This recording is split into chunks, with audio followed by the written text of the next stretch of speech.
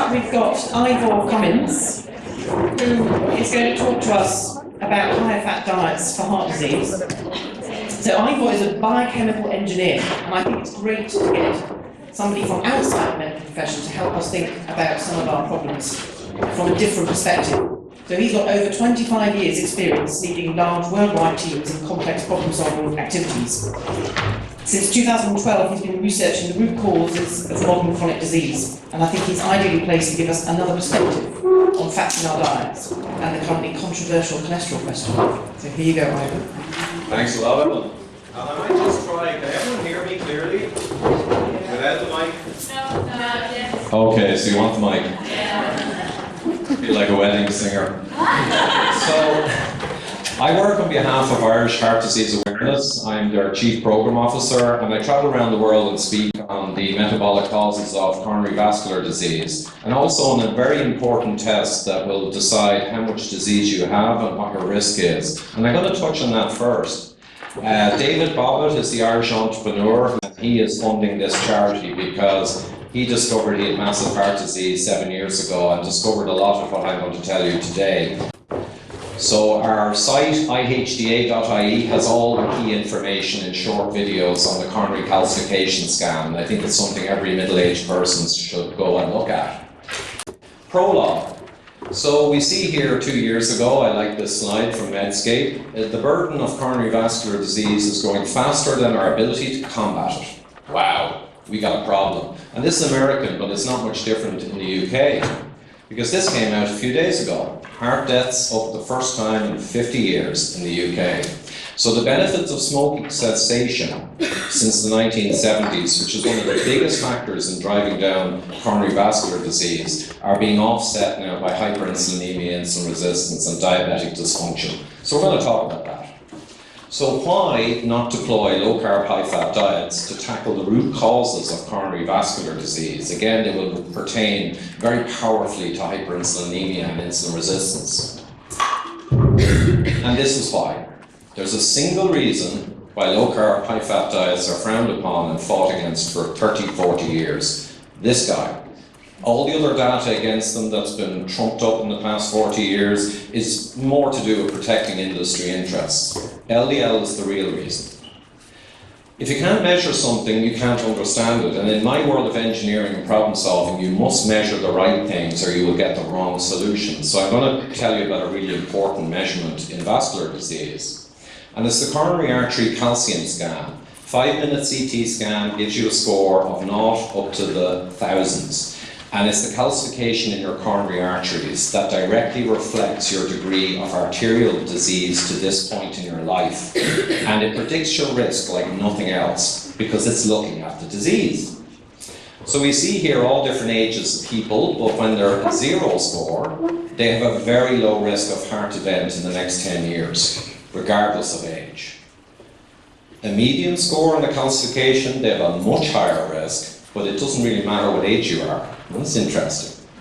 And if they get a high score, like David Bobbitt, my sponsor, they have an enormous risk, maybe 20 times the risk of a heart attack in the next 10 years or death than a low-scoring person. So this is the most powerful test in the world, bar none.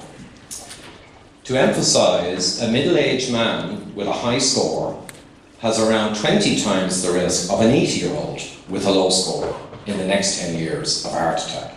That might come as a surprise to people. This is the way it works.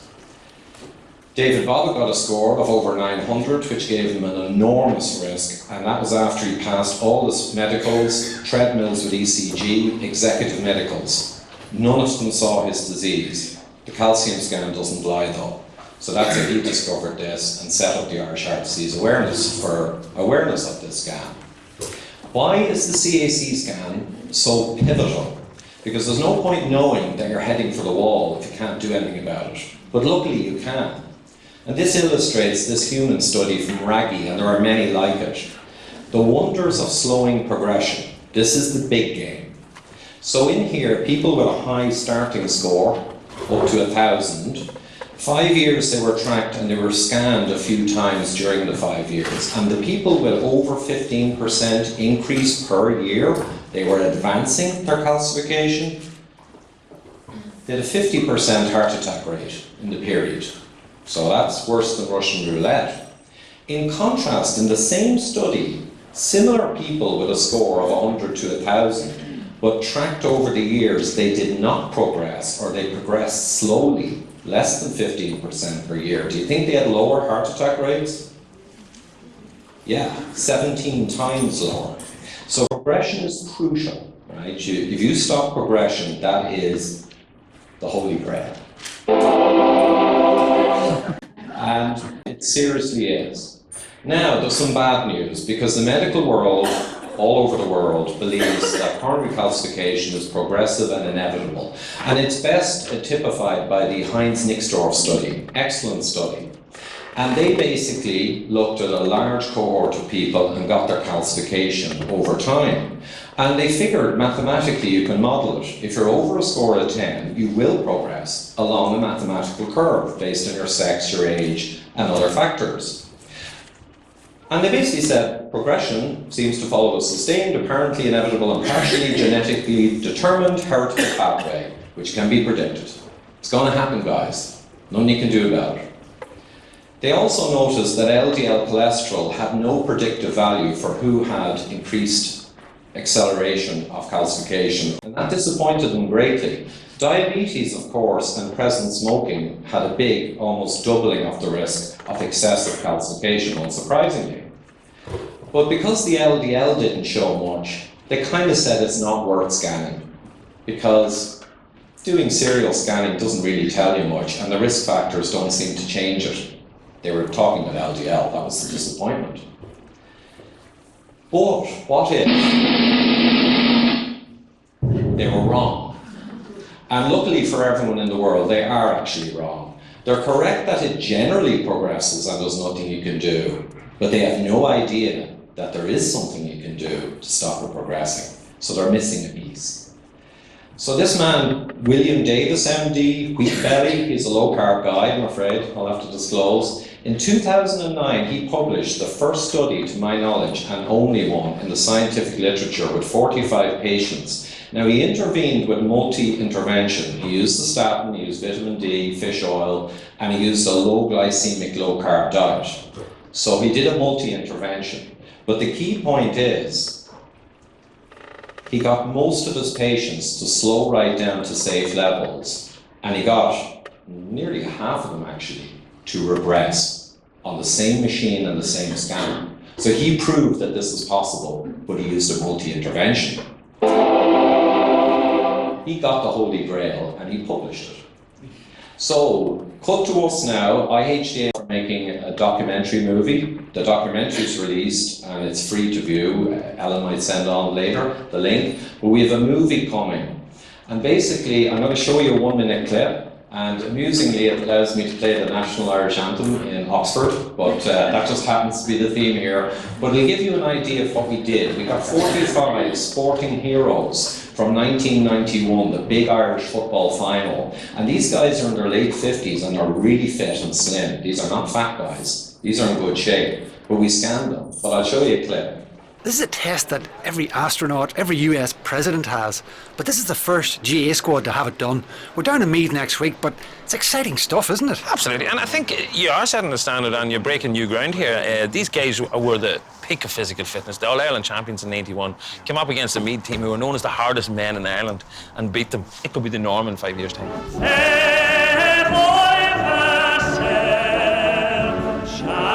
Well, you look a lot older than you actually are, so some of these boys are getting on a bit too. What do you hope to find in here, Benny? Well, I hope to find that DJ Kane has a heart. That's the first thing, because it's been missing for quite some time.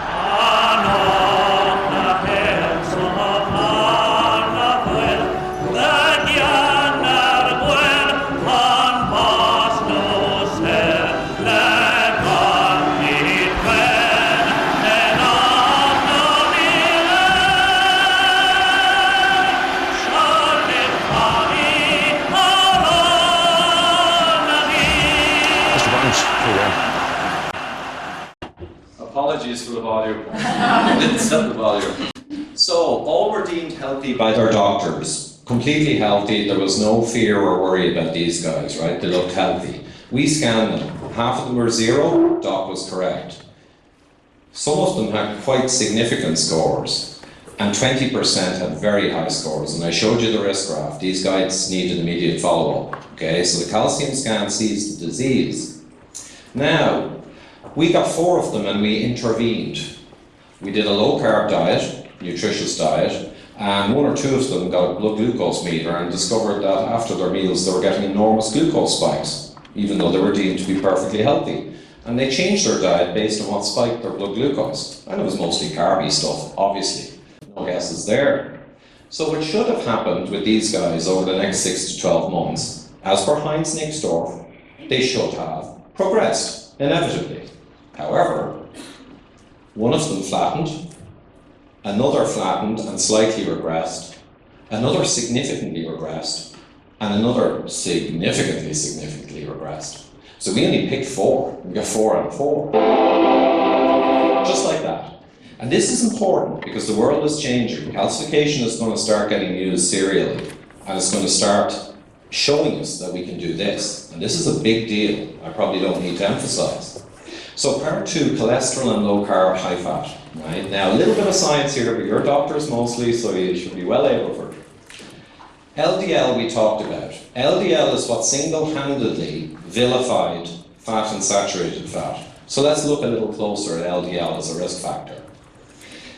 This paper from 2009 I got many years ago, and it's very interesting because it looked at all the studies in humans where they used calcification, which is the best measure of atherosclerosis extent in the world.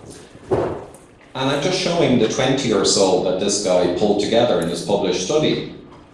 And 1 of them out of 20 showed a link between LDL and the extent of coronary calcification. 1 out of 20, which is 0. This is a favourite, familial hypercholesterolemia, which is the poster child for the LDL hypothesis. He asked all the why questions. Why was there no link between calcium scores and cholesterol levels? Right? Why in the St. Francis Heart Study, very renowned, is there no correlation whatsoever between LDL levels and coronary calcium scores in 5,000 adults?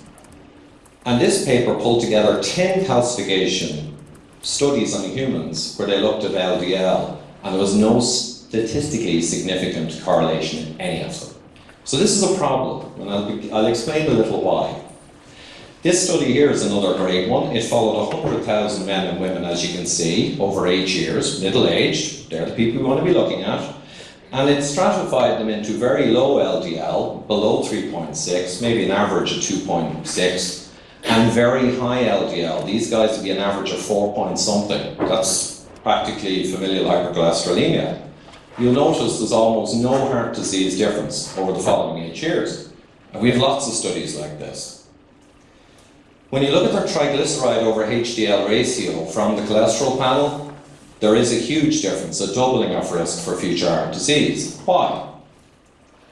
Because these are proxies for insulin resistance, hyperinsulinemia. That's all. The best thing you can get from a cholesterol panel are the ratios which are proxies for insulin resistance. I'm going to show you one which you should enjoy. I put a guy with an LDL above 5 and a total cholesterol of 8 into the world's risk algorithms.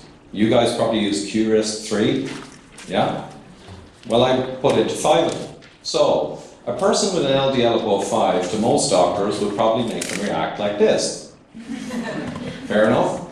Top LDL in the population, top percentile. And the doctor wouldn't be very concerned. But he might be incorrect, or she might be incorrect, because in the risk algorithms, this guy is low risk. I didn't make the algorithms, I just happen to know what the answer will be. All I had to do was put in appropriate levels of HDL, no diabetes, no hypertension, no family history. Someone without the real risk factors, LDL no longer counts. Okay?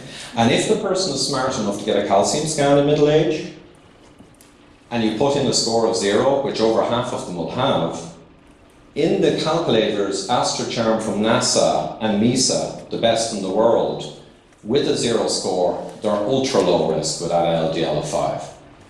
Okay? Because LDL is not an independent risk factor, it's hugely dependent on the real problems that drive CVD. LDL particle count Who here is familiar with the particle count versus the old measure, the advanced LDL? Okay, I'm not wasting my time. So the old LDL now is being kind of dropped quietly. It used to be total cholesterol, then it was LDL, now it's LDLP, the particle count. So I'll explain it.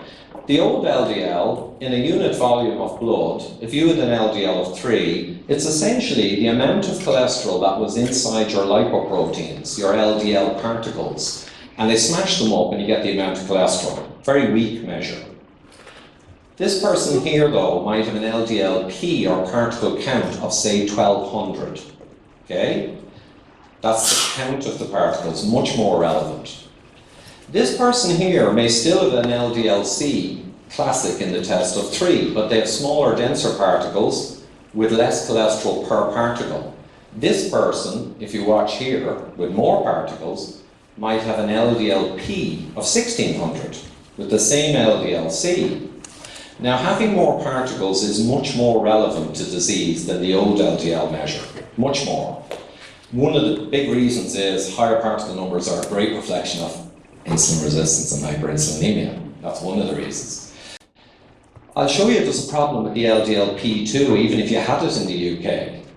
Okay? Here on the left we see the MESA population of white men in the West, and you can see there that the top 10% of calcifiers, as they go up to their 60s, 70s and 80s, get enormous calcification. But in general, the West is riddled with coronary vascular disease, and I don't need to tell you that really.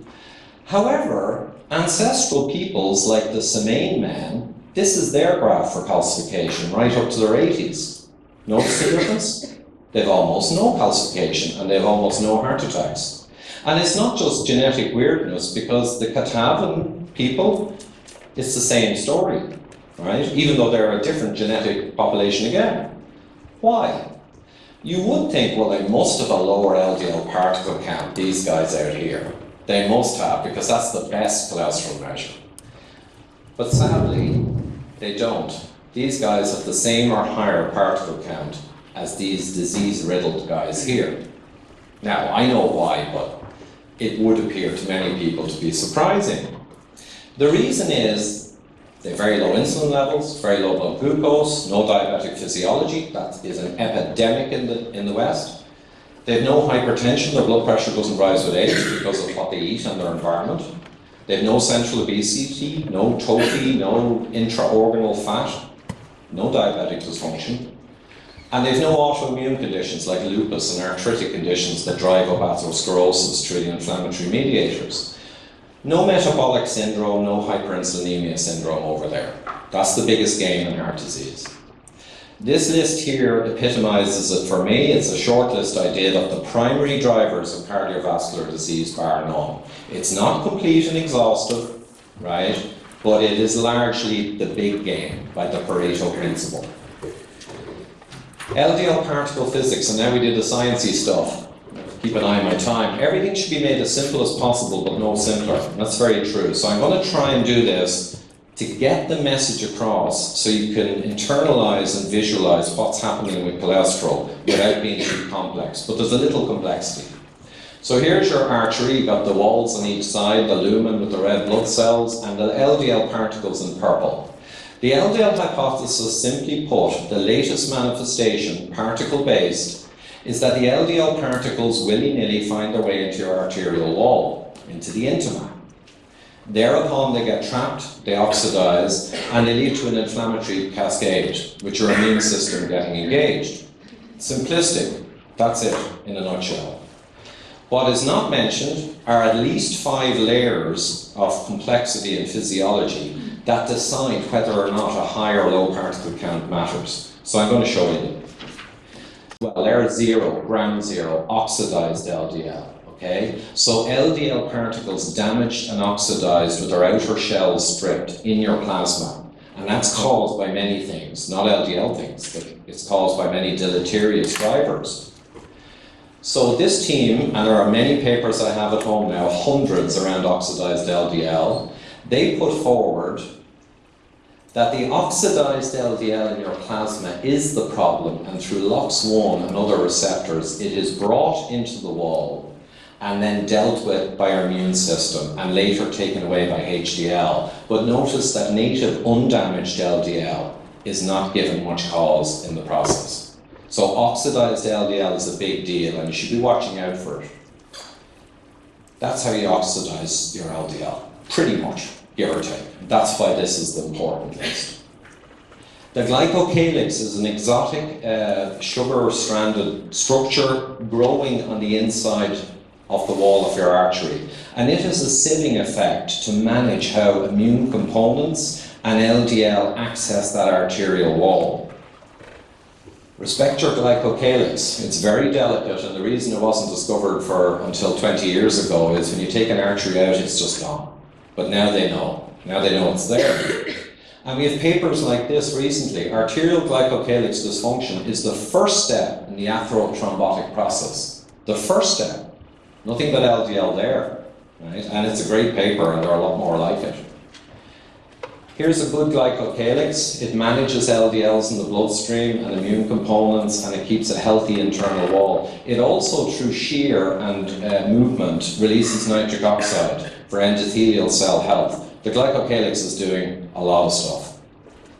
If you damage your glycocalyx, you're going to have leakage, you're going to have access to the wall, you're going to have inflammatory problems. Evolution didn't put it there for fun. How do you damage it? The human studies that show how it can be damaged: high sugar, standard American diets, hypertension, oxidative stress, oxidized LDL, but not native LDL, smoking of course, and there's some more there I don't have time for, but they're fascinating. Some other time perhaps. All linked directly to my list. That's why this list is important. Endothelial cells. You've got a single cell layer of endothelial cells on the inside wall of your artery, and these manage what comes across. There's a process called transcytosis, which takes LDL particles from your bloodstream, brings them in with receptors, keeps them complete and whole and undamaged, and brings them to the other side and pops them out into your arterial wall. Evolution designed this. It's so complex, it's only in the last couple of years, after decades, they're actually beginning to find out how it works. They don't come in willy-nilly, they are brought into your wall. These are the kind of things that drive them in. C-reactive protein, oxidized LDL, oxidant radical oxygen species, leaky gut and lipopolysaccharide proteins from bacteria that get into your bloodstream and trigger the immune system. That has a direct effect on this. TNF-alpha. Need I go on? The point is they're all inflammation-related scenarios that drive transcytosis and paracellular transport. No surprises. All related to that list. That's why it's important.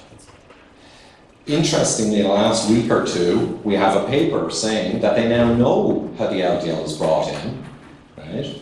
SRB1, scavenger receptor B1, drives endothelial cell LDL transcytosis via DOCK4, don't worry about that.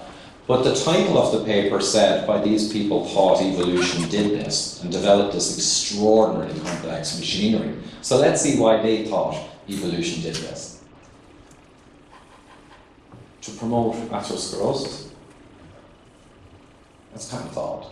Why would evolution make one of its most complex macromolecule transport processes to give us atherosclerosis? That means evolution is an idiot, which I don't think we believe to be the case. Now, I have a lot more on this, which I cut out last night because of time, explaining all of this. It relates to oxidized LDL, but not for today. Proteoglycans for time I'm going to skip, but essentially, really quickly, whether or not your LDL particles get trapped and oxidized on proteoglycans, essentially, the human studies have shown it's mostly to do with diabetic dysfunction and inflammation, and how that affects the trapping of LDL down in the wall. So even there, you're pretty much on my list again. Okay?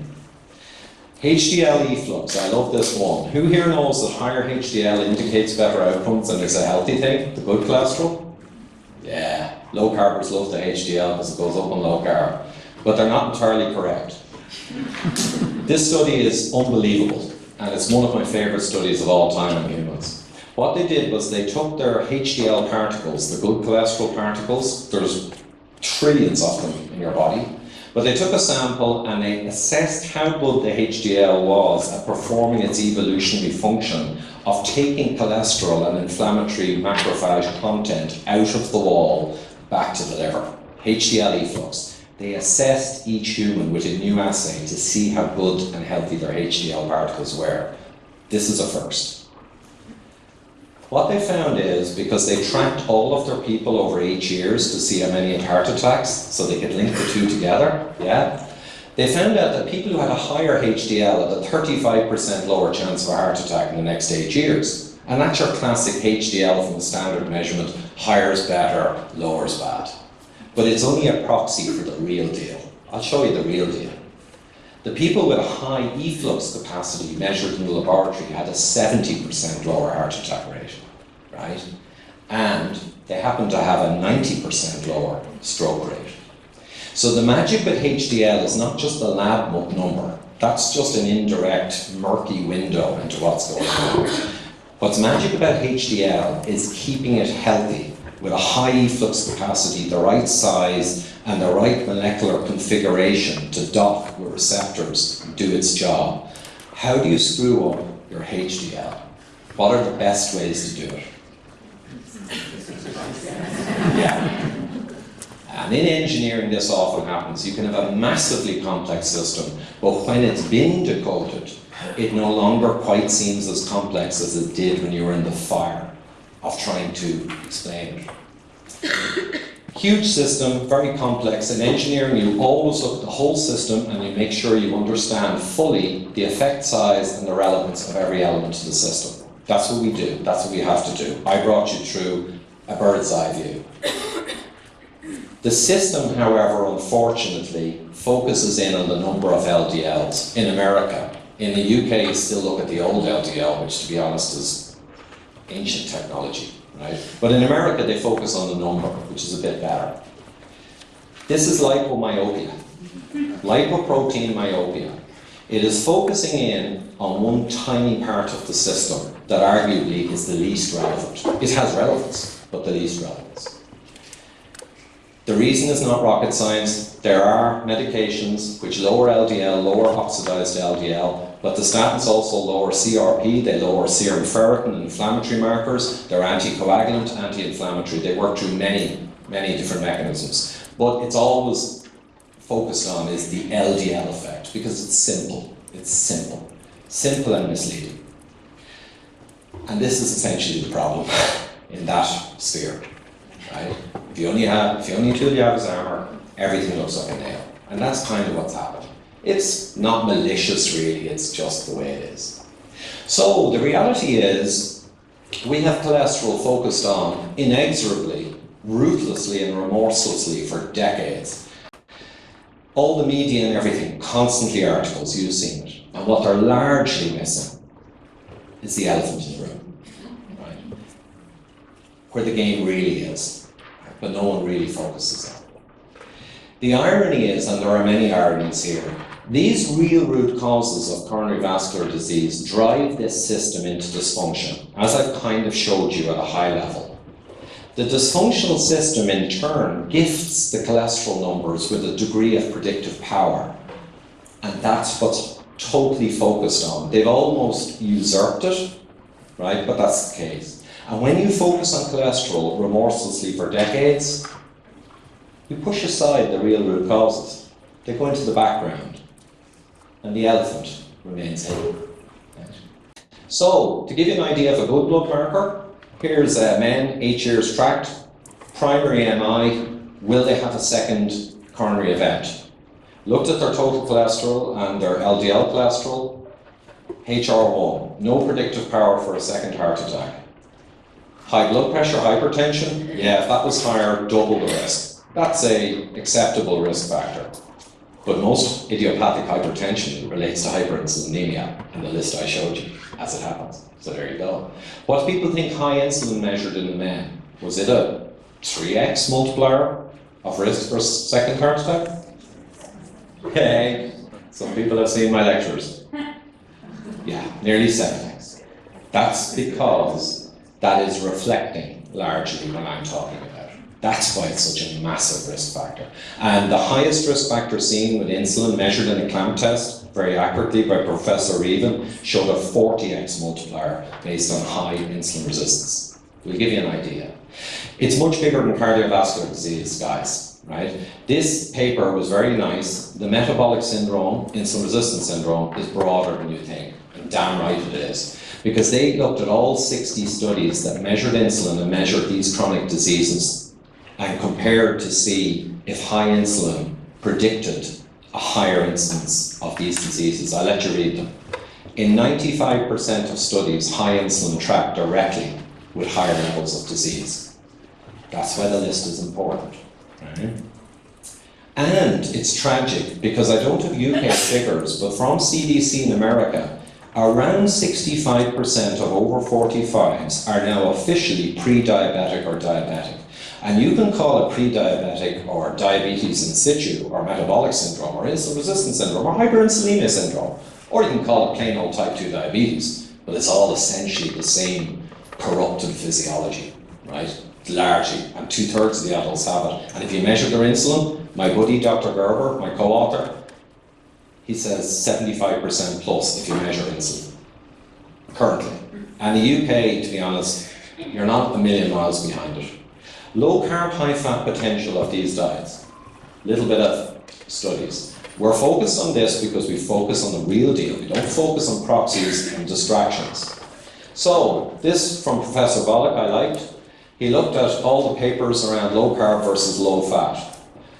He brought up the point and gave the evidence that low fat diets were brought in to address LDL concentration, to lower it. Does that address the real game? No, and that's why these have failed over 50 years. Because they don't even address what matters. A low-fat diet that's starvy, right, will give you the benefits of pseudo-fasting effect. And you get insulin sensitivity by being ultra-low-fat. You can actually gain insulin sensitivity through mechanisms I won't get into. But it doesn't make any sense in the population when they're mostly diabetic. So no. Keto or low-carb, ultra-low-carb, omnivorous diets address all of these markers. And these are good markers, because these markers pretty much all line up with addressing that. That's why we're seeing stunning results for low carb, high fat diets all over the world. They're being ignored, but we're still seeing them. Virta has just done a year-long clinical trial with diabetics. What did they get with an ultra low carb keto diet with animal products, right? 94% eliminated insulin or reduced their medications. 60% were no longer technically diabetic at the end of the 12 months. That's what low carb keto diets can do. And when most of your people are essentially diabetic, you need the best diet for what most people have a problem with. That's the reality. That's the way to tackle the elephant. This one, another study in humans, pre-diabetics, tubby guys, a lot of problems. The low carb, very low carb actually in this case, with animal products, and you can see the drop in the inflammatory markers, insulin, leptin, all the important measures, compared to in blue, a very healthy low-fat diet. Okay, so the low-fat diet benefited because these guys were on even worse diets beforehand. But look what the low-carb version did, and it raised the HDL, the only one you want to bring up. Blows it away. Attacks the elephant. Ketogenic diet, only a couple of weeks ago, military personnel, they split 46 military personnel, they got a big problem with obesity and liver fat and all the other stuff. What they did was a 3-month ketogenic ultra low carb diet with animal products and not short in sat fat from memory. And the half that they did this on, they said no calorie control. We're just going to make sure you do the right food, keto, low carb, no calorie control. You can eat what you want. 18 pounds down, 5% body fat down, 43% down in the visceral fat as measured in a CT scan, proper measure, visceral organal fat, and nearly a 50% increase in insulin sensitivity in 3 months without calorie control. This is addressing the problem. This last one is ApoE4. I'm ApoE4 genotype, so is my wife. My son is a double ApoE4, right? He's homozygous. That means we have a higher risk for Alzheimer's and cardiovascular disease. My 5th child, my son, has enormous risk. But I think he'd be okay, because it's all the environmental interaction with the genotype that's the problem. But this guy anyway is in, I think he was in the 60s, he had brain fog, terrible dyslipidemia, bad cholesterol ratios, all the rest. They put him for 3 months on a ketogenic diet, low carb, with animal foods. 90% down in his insulin resistance metrics. 30% down in his HbA1c. He went from diabetic 7.8 down to 5.6. Technically in remission in 3 months. And he jumped up nearly 30% in the MoCA cognitive, which is a validated test of cognitive ability. That's what I call results. And these are all over the world, and I would guess most of you guys are never getting to see them. You're never getting to see any of these studies.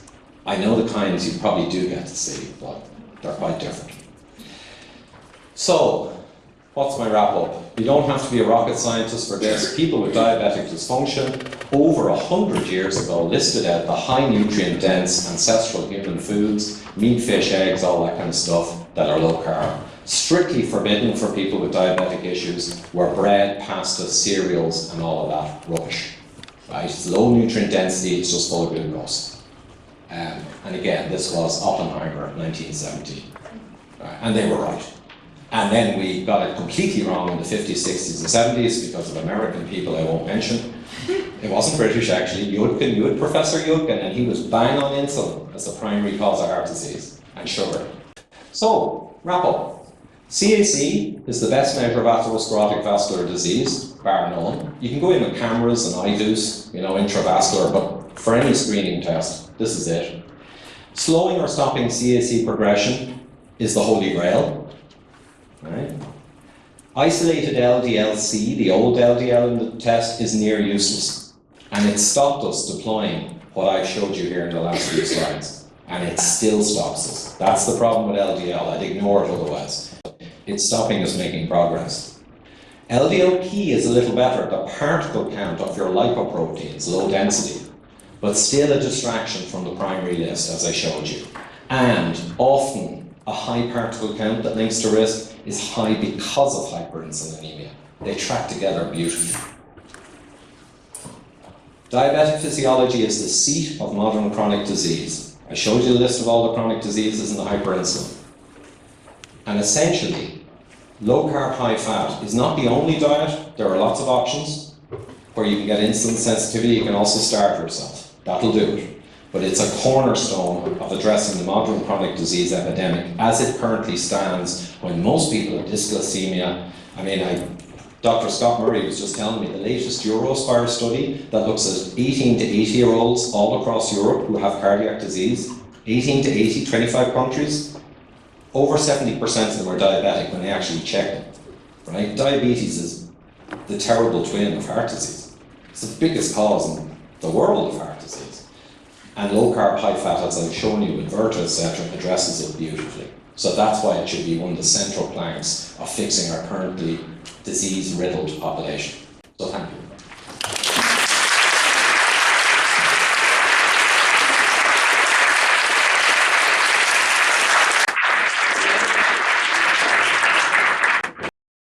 Thanks for tuning in, guys. If you're watching on YouTube, you can see my subscribe button in the middle of the screen, a free viewing of the Widowmaker movie on the far right, and myself and Dr. Gerber's book, Eat Rich, Live Long, on the left. Otherwise, please do subscribe to the audio podcast. Thanks.